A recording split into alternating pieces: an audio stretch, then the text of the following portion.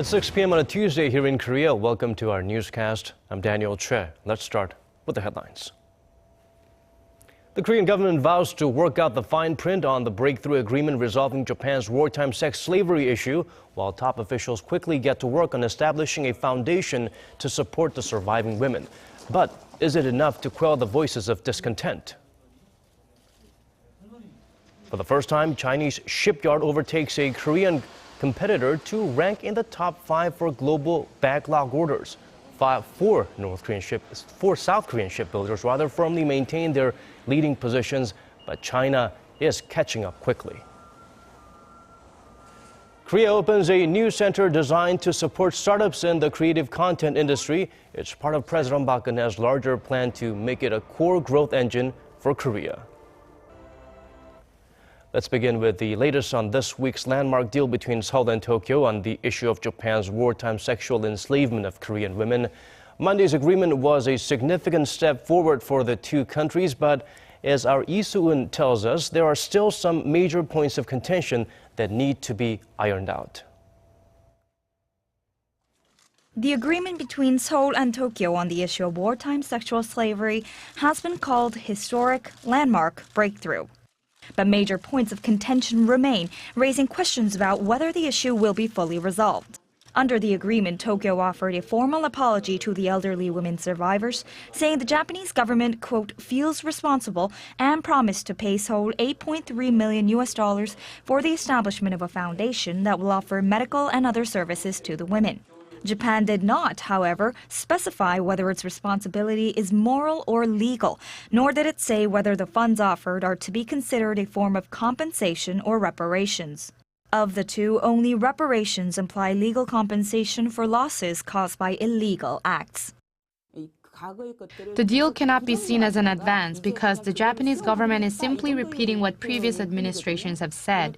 The deal should have included a line banning the use of offensive language by Japanese politicians and others that have insulted the victims or distorted history.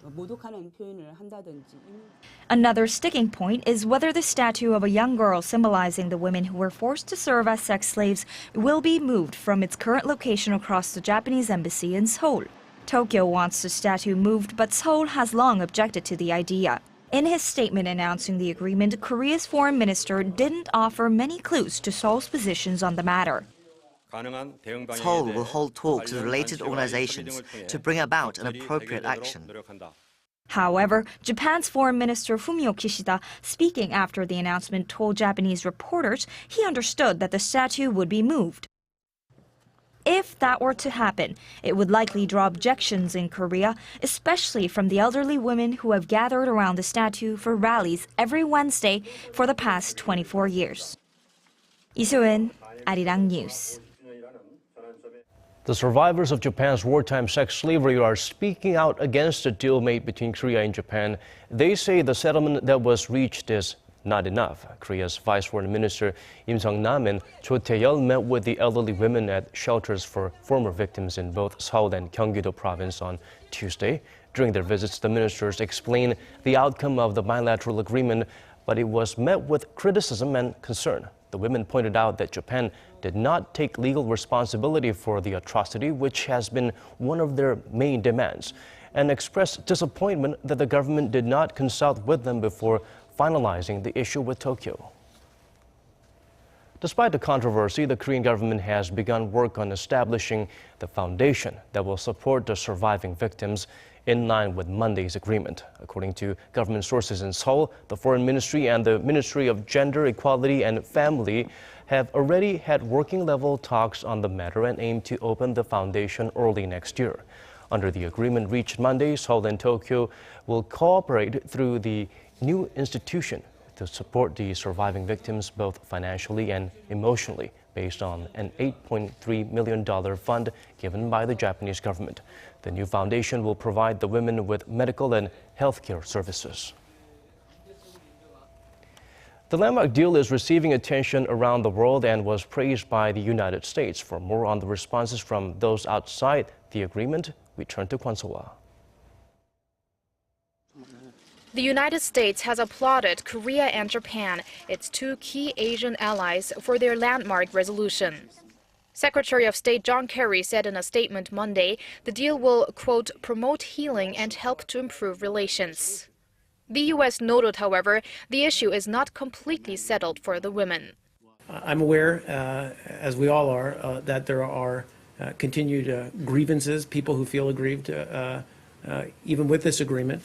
That's really for the government of South Korea, working with its own citizens.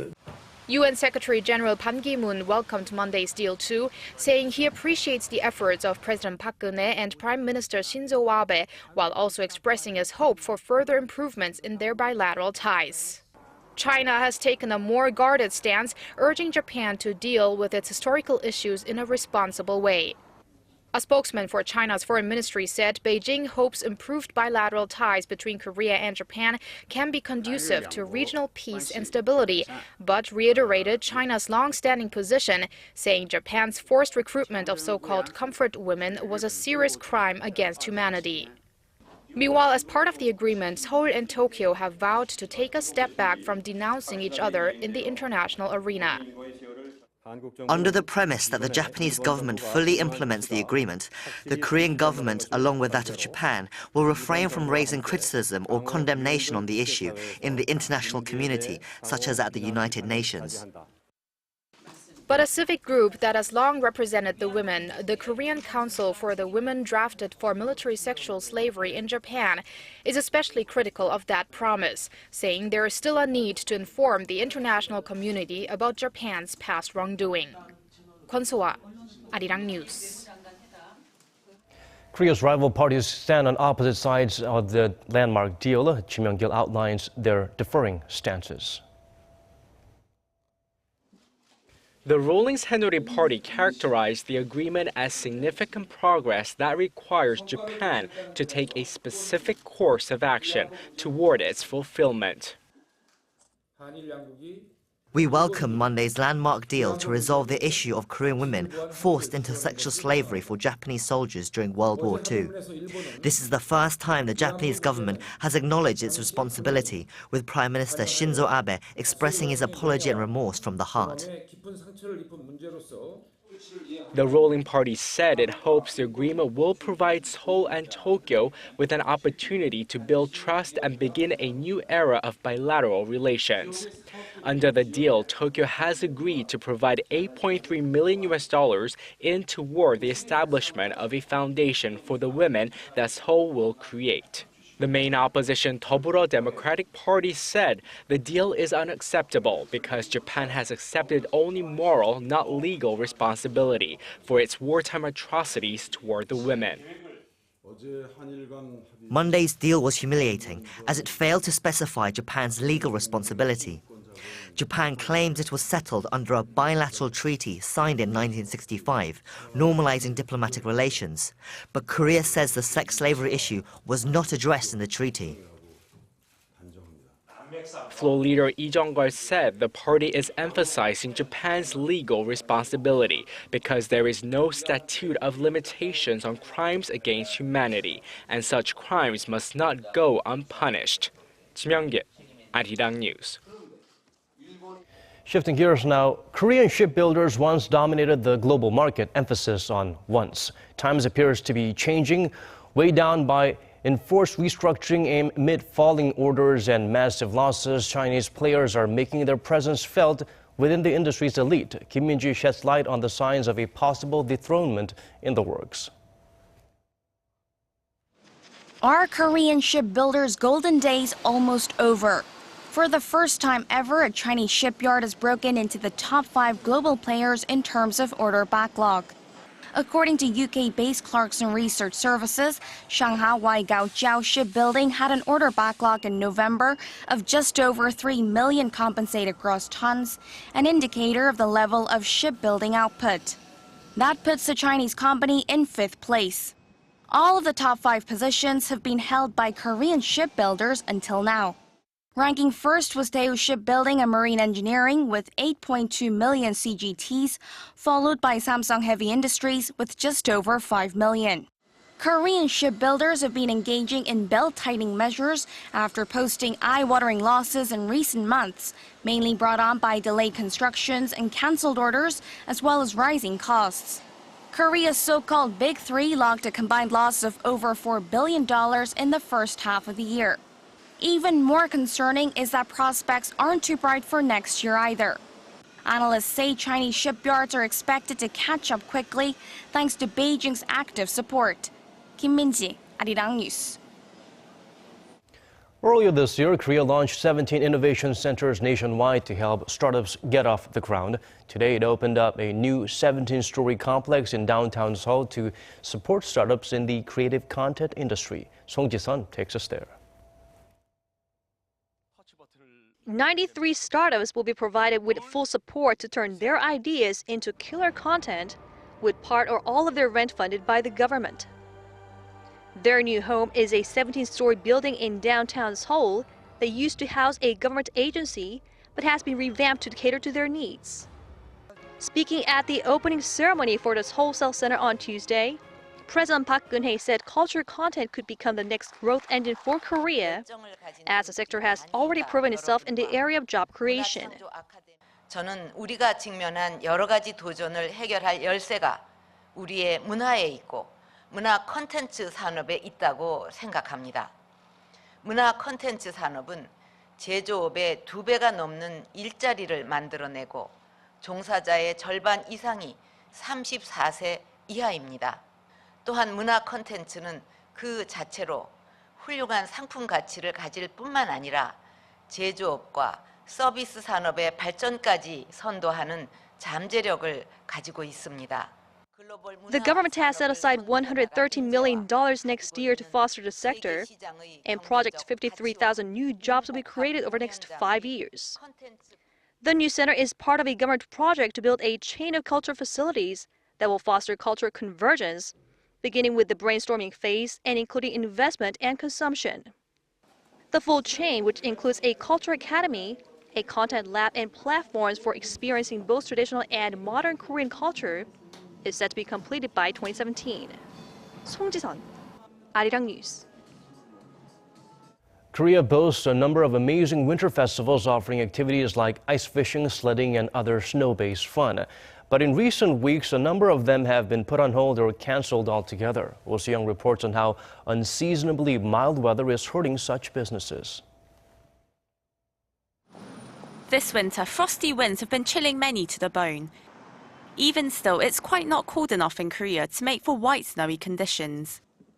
Every winter, there's a huge festival here in northern Gyeonggi-do province, which brings in around 1 million visitors for a spot of ice fishing. But in the week of its grand opening, the organisers have cancelled the event because the ice isn't thick enough. The ice on this lake needs to be around 25 centimeters thick, but right now it's only 2 to 3 centimeters. We initially postponed the event, but now we've cancelled it completely for the safety of our visitors. This is happening all across the country. Weather experts say it's all due to the unusually warm temperatures that we're getting. In November, the average reading in Korea was 2.5 degrees higher than the historical baseline, and this month's average of 4.3 degrees Celsius is 2.2 degrees higher than normal. Due to the El Nino weather phenomenon, warm moist air from the tropical western Pacific brought more rain to Korea in October, and in November and December we saw particularly warmer temperatures. El Nino occurs when waters in the eastern tropical Pacific Ocean rise 0.5 degree or higher above the historical baseline temperature for 5 straight months, due to weakening trade winds blowing west. Affecting air pressure and atmospheric circulation, El Nino often causes tumultuous turns to weather around the world, resulting in the flooding we saw in Peru and the forest fires in Australia. This year, the weather phenomenon escalated to the 3rd strongest of its kind in 50 years, rising about 3 degrees above average in just the past 2 months.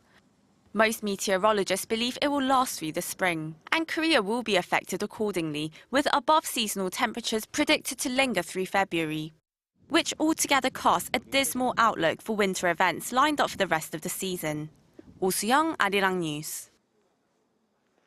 Elsewhere around the world, Iraqi government forces have retaken the western city of Ramadi for Islamic State militants. The country's prime minister says Iraq will eradicate ISIS next year, But experts are advising him against getting too carried away considering the task at hand. Son Jung-in reports.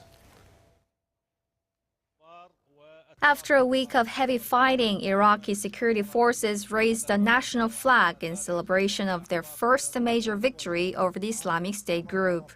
The expulsion of ISIS militants from Ramadi is seen as a symbolic achievement for the Iraqi army after it suffered a humiliating defeat in May. The United States hopes the recapture will boost the army's morale and confidence in the fight against the extremist group. We can commend, the government of Iraq and the brave Iraqi forces that have displayed such tremendous perseverance, as well as courage in the fight to return Ramadi, the capital of Anbar province, back to the Iraqi people. The victory allows Iraqi and coalition forces to focus more attention on capturing the northern city of Mosul, which is by far the largest population center controlled by ISIS. If Iraqi forces can take and maintain control of the entire city, ISIS would suffer an even greater strategic defeat. Emboldened by the victory of Ramadi, Iraqi Prime Minister Haider al-Abadi vowed to free the whole country from ISIS within next year. If 2015 was the year of liberation, 2016, God willing, will be the year of the great victory and the year of the final victory, and the end of the presence of ISIS on Iraqi soil, and their final great defeat. But there's still a long way to go. Iraqi security forces still need to flush out pockets of insurgents holed up in Ramadi and its surroundings. And experts warn it could be another year before ground forces are ready to go into Mosul. Son Jung-in, Arirang News.